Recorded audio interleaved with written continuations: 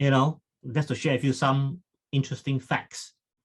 When you get up from your seat in the commercial airline, like a 737 or 777, and you walk to the toilet, you are adjusting the airplane's center of gravity. But you say, no, I'm only 50 kilograms. It doesn't matter. 50 kilograms is a lot in an airplane. But the autopilot and the trim counteracts when you make your movement so that the airplane remains at 35,000 feet plus minus 0. The problem is that the train captain couldn't do that because humans, we fly through feel. Same thing on Facebook.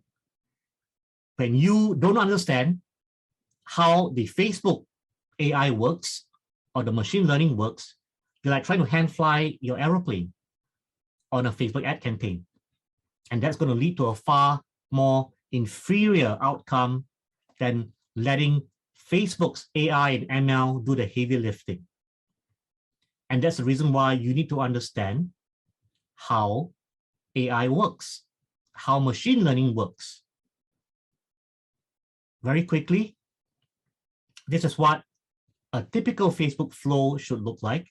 At the very minimum, you need to understand if you're driving traffic to the website, how to create a visually appealing ad. Ideally, you want to have a landing page, which is a standalone web page with an offer, and not send them to your website, for goodness sake. I see so many advertisers, especially the beginner amateur guys, send traffic to a website. A website is basically any web URL online that has multiple pages. You never want to do that with paid advertising. Why? Because multiple pages distract your audience. Aren't you distracted when you see home, about us, services, contact us, FAQ? What happens when you see navigation? You click. That's a natural behavior. That's why we use a landing page. In a landing page, one audience, one offer. So let's backtrack a little bit. In marketing, there's a concept known as the rule of one. For one audience, you show them just one offer. Even if you have 10 different products to sell, it's one offer at a time. One offer at a time. One landing page, one offer, one goal.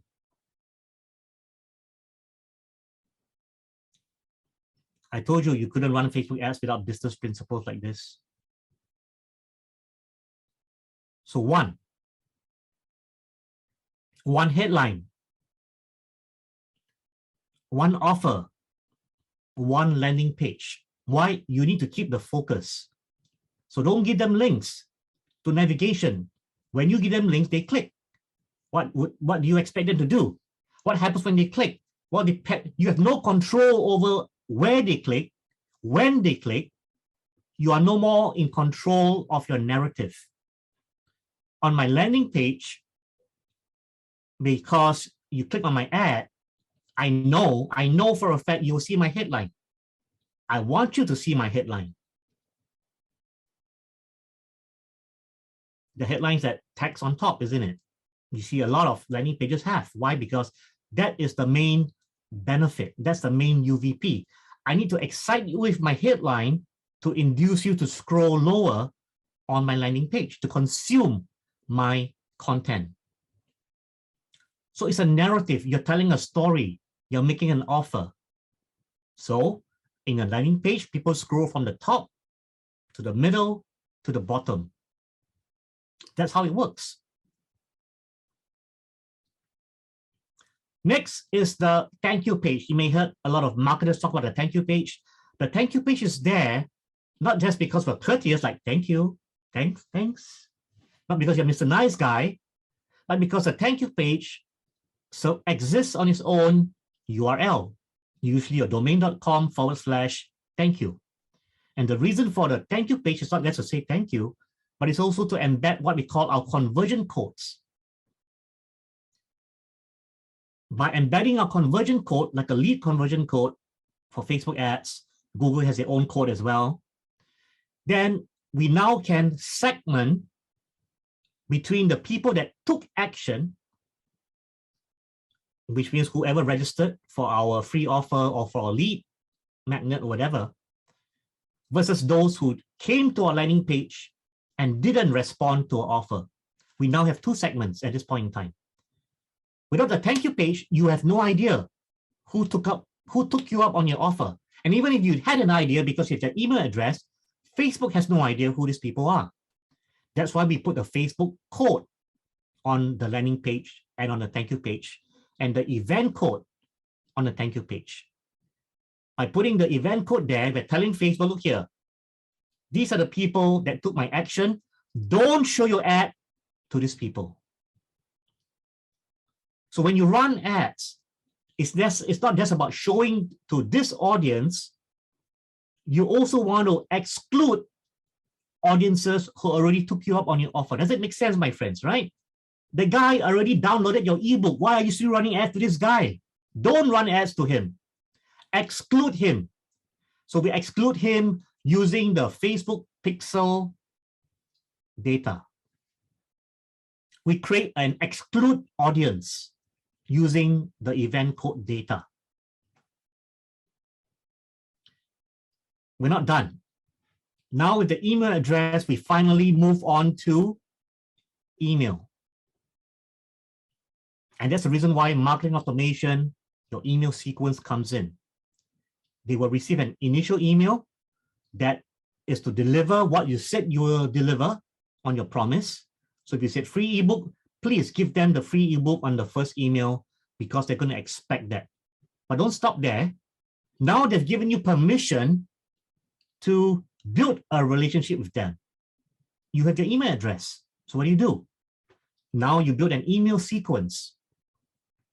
What else do you want to tell them about you, your company, and your products and services? Now is a great time because you've already delivered value for free in lead generation, for example. In a sales situation, of course, deliver your product, whether it's a digital product or a physical product that requires shipping, but you have their email address and now they're your customer. Continue to nurture them, continue to delight them. Friends, there's a reason why we use the term customer journey. We're not focusing on just a customer alone or his first sale. We are focusing on his entire customer journey. That's how you maximize customer lifetime value. Yes, to answer the question here, use the Facebook pixel data to exclude him from receiving the same ad over and over again. Yes. And this exclude audience will auto-populate and refresh. In other words, when 1,000 people have landed on your thank you page, that 1,000 will keep being excluded from seeing your primary ad. It's an auto-updated audience. It's dynamic audience, we call this. And Facebook does all the heavy lifting. You just need to know how to put these things together. Then let me tell you about what I think is fundamental that a lot of people who run Facebook ads have no idea. It's called the Facebook ad auction. So understand one thing, that your ad shows up and Facebook clearly tells you this is an ad auction. Now, what the hell is an ad auction? An ad auction is like this, where the anticipated value that you're going to provide to Facebook users, who's your audience, by the way, is a function of your advertiser bid, the estimated action rate, plus the ad quality. Let me break this down to you in simple English. Advertiser bid. Now, it's little known that Facebook allows you to do what we call manual bidding. And as a beginner, you should avoid manual bidding at all costs because you have no idea what you're doing. And bidding manually is a bad idea because you are probably going to bid based on what you can afford versus what you should bid to maximize your reach and minimize your costs. is too much to handle as a beginner, and therefore advertiser bid simply means you leave it to Facebook to do dynamic bidding for you. So they do dynamic bidding, by the way, meaning based on the time of day, day of week, on how many people are looking at how many people are physically on Facebook itself, the price fluctuates. Now, the question is this: how can you tell what or how much your audience is costing you? Like, okay, where's my money going and how does it work? Well, in the first place, you should always have multiple audience.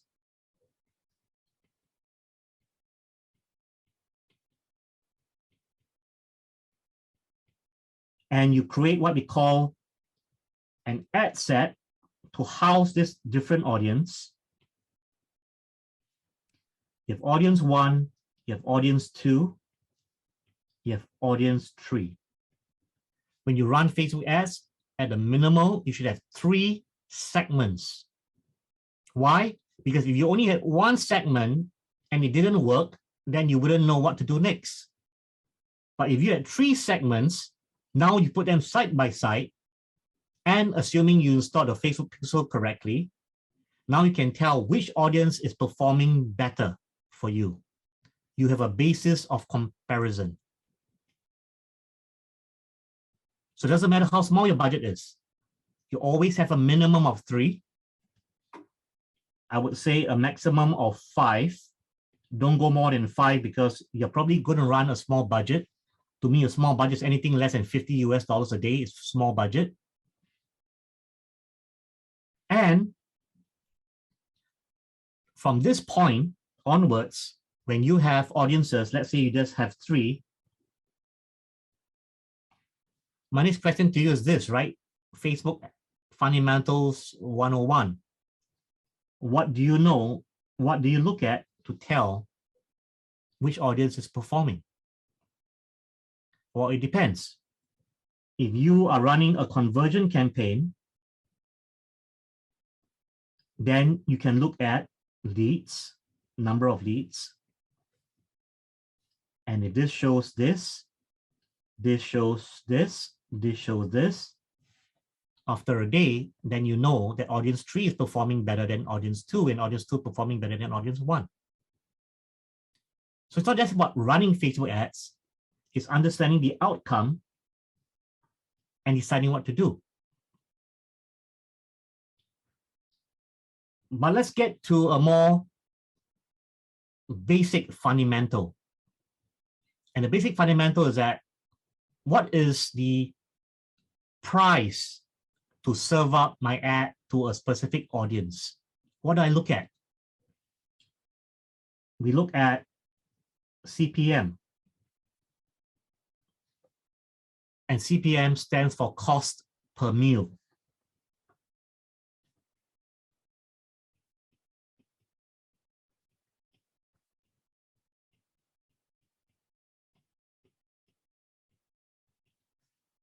Mille stands for 1,000 impressions.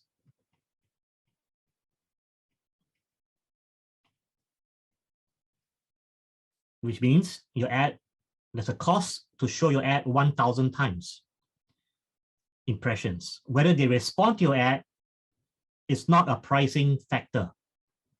So for all you care, 1,000 times your ad is shown, no one clicks on the ad. Clicks is a different metric. But clicks divided by impressions gives you the next important metric to look at, which is click-through rate, or CTR.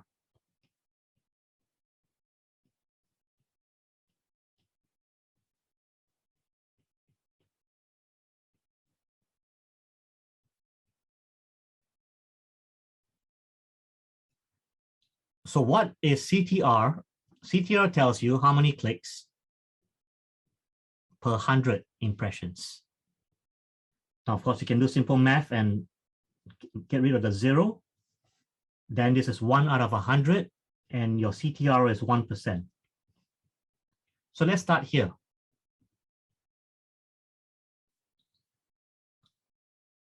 You know you are in trouble on Facebook when you run ads and the CTR of the ad itself is less than 1%. So the industry standard for Facebook ads in general is at least 1%, which is 1 click out of 100 or 10 clicks out of 1,000. If you're below this, panic. Go back to your drawing board. And going to the drawing board is not as simple as you think it is, because there are two variables at play. Number one, your audience.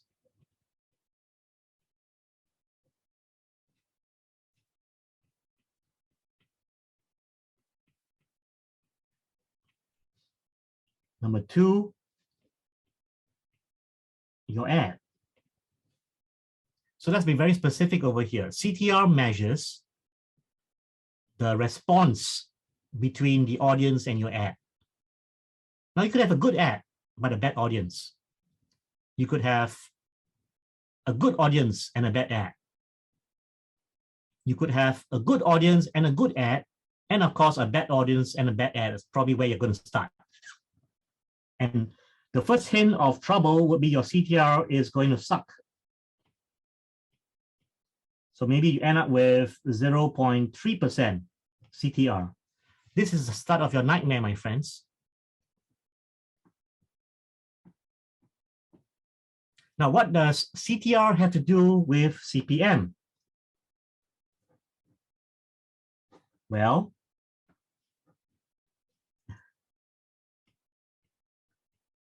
let me ask you, does it make a difference whether your CPM is $10 or $100? Trust me, when you see CPM $100, you will sweat, because Facebook is going to charge you $100 to show your ad to 1,000 people. But the other sucker is only charged $10. You will sweat, trust me. And with a CTR of 0.3%, with a CPM of 100, you will quit digital marketing forever. And I mean forever. And you should, until you go for further training.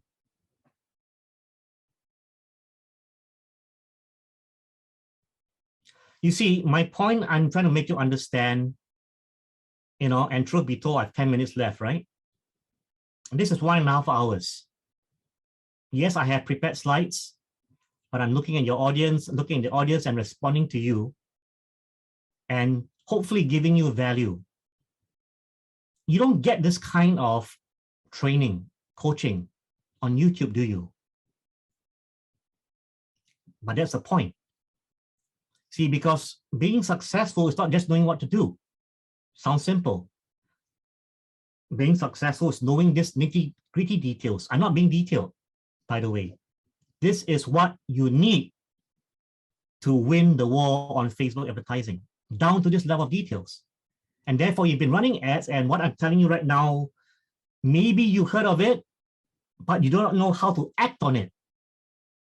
You're not going to be able to optimize your ads. You're not going to improve your campaigns. And I say you will quit. Because at 0.3 is 3 clicks out of 1,000. If that 1,000 was $100, even if that 3, let me tell you the impact of 0.3%, right? Is 3 out of 100 or 30. Sorry, this is 0.3, my mistake. It's 3 out of 1,000. And even if 1,000 costs you $10 per click is $3.33, you will go broke running Facebook ads. Are you guys following me, my friends? You don't think you need to know this? You do. Because even I would die and quit this business and go become a hairdresser maybe, if I was going to pay $3.33 per click on Facebook, now I would pay $3.33 on Google anytime. Why?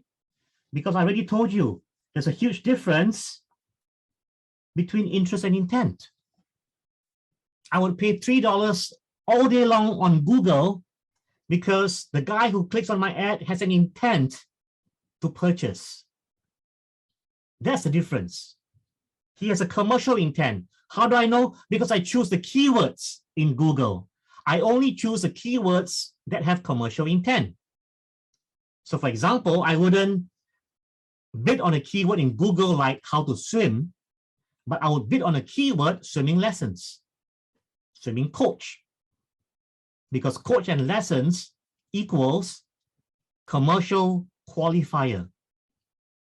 I teach this stuff in my Google Ads training, by the way, right? Commercial qualifier, bottom of funnel.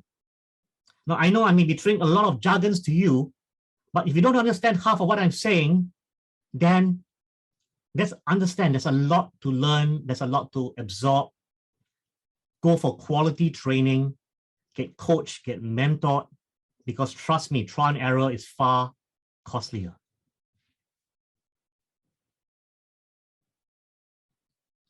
So the point is this, that you influence the CPM. Remember, we said it could be $10, it could be $100. How do we know? Because part of the formula here is percentage of estimated action rate. What is estimated action rate? Well, in simple English, estimated action rate is CTR. It's the probability that your audience will take action and click on your ad. So if you have a poor CTR, based on the Facebook ad auction formula, you are penalized. And also note the advertiser bid times estimated action rate. It's not plus, it's times. Do you understand the impact of a times? So if you had a bad CTR and I had a good CTR and we both bid at $1, it's $1 times 3% versus $1 times 0.3. Your value diminishes significantly when your estimated action rate falls. You end up paying more for the same audience than your competition would. Your competition now has a price advantage. In other words, his CPM may be $25, your CPM is $50. Now, assuming your CTR will be the same, which is not, what's going to happen is this, and I'm probably going to end with this. The severity of being mediocre. So we have CTR, we have CPM.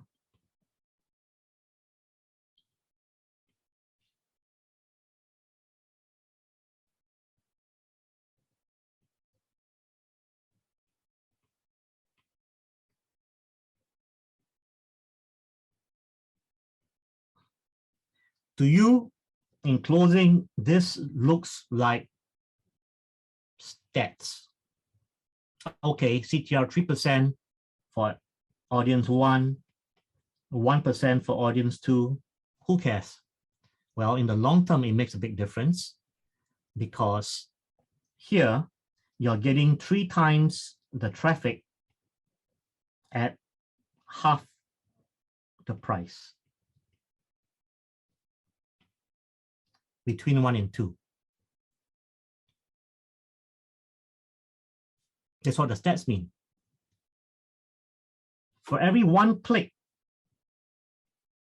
that you're getting, I'm getting 3 clicks. Not only do I get 3 times more traffic to my website, if you are paying $50, I'm paying $25. How about that? So to end, I take 25, 3% is 30 over 1,000. Remember, simple math. Not sure how to do this, take out your calculator. I'm paying $25 for 30 visitors. You are paying $50 for 10 visitors. You calculate your cost per visitor. For number 2, you end up with $5 per visitor. For number 1 is difficult because I'm going to get $25 divided by 30. It's basically under $1 per visitor. Look at the math again. You cannot afford to continue Facebook ads with scenario number 2. You will go broke. Now, what if you had a $10 budget? Then you will have a whopping 2 visitors to your website after one entire day. 2. Because each visitor costs you $5. Of course, the next few question is, how do we improve CTR for sure and lower CPM, isn't it? Friends, are you with me? You don't have to be a Facebook expert to understand when you're going to be in trouble. You understand? This is basic math, which all of you should have basic math knowledge. And guess what? My 1.5 hours is done, and I haven't even gone into Facebook ads and how to set things up and all these things, because my point is this. In my view, this foundation is far more crucial. You want to know how to set up Facebook ads? You can watch a YouTube video. You will know how to do it. You may not know why you're doing what you're doing. But unfortunately, unless Sir Simon gives me more time, I'm out of time. Thank you very much for attending my little mini coaching session. I hope to have more coaching sessions like this. And you know what? I'm going to hand over the session to Simon. Before I go, I just want to tell you this, okay? Those of you who know me previously would know that people spend thousands of dollars to come for my training. I'm a reform guy because I want to make my training accessible to everybody where money is no object. And therefore, believe it or not, and later on, Simon will share with you the link, I'm going to extend to you my entire Facebook fundamentals training, which has 99 slides.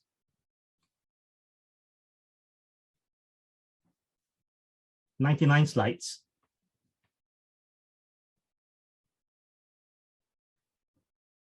For under,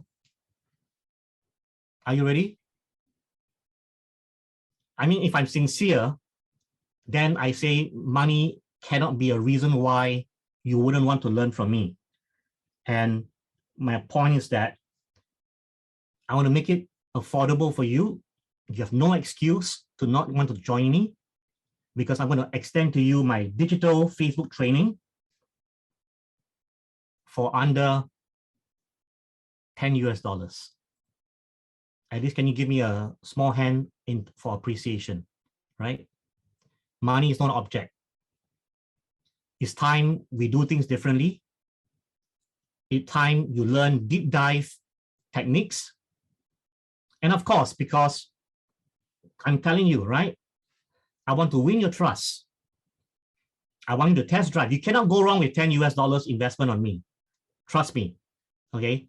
Forgo your happy meal for now. Be less happy, because you'll be really, really happy once you have my Facebook marketing fundamentals knowledge and more.